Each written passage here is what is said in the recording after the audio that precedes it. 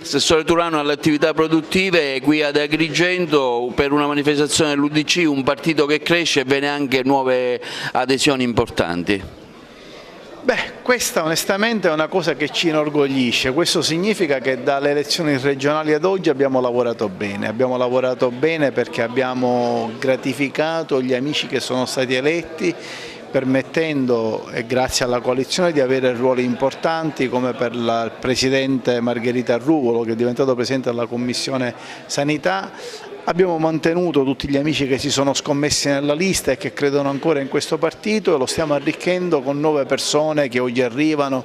uno su tutti l'onorevole Fontana che è qua in questa importante assemblea. Poi abbiamo dei candidati come il senatore Ruvolo e Decio Terrana, che sono persone che si sono sempre spese con passione e con disinteresse. Io credo che un partito che abbia dei valori importanti come il nostro, che abbia una proposta credibile, che sia diventato il perno della coalizione di centrodestra, che lo abbiamo visto alle elezioni regionali, non potrà che fare un gran bel risultato anche alle elezioni politiche e vedrà che sul posizionamento politico l'UDC non solo avrà il successo che merita, ma anche la prospettiva politica all'interno della coalizione e per il Paese, per il nostro Paese. Parliamo di attività produttive, tante le emergenze in Sicilia, lei possiamo fare già un bilancio di questi 100 giorni? In meno di 70 giorni, no, di 100 giorni abbiamo già pubblicato bandi per circa 300 milioni di euro, che si aggiungono ai 120 pubblicati dal precedente governo e dall'assessore Lobello,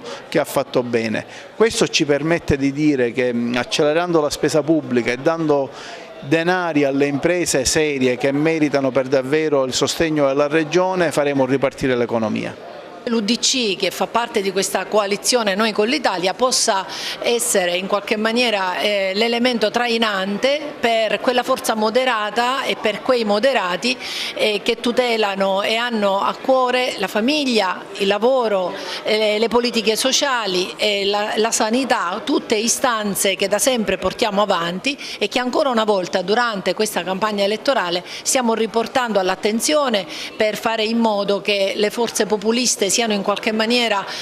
arginate da una forma corretta e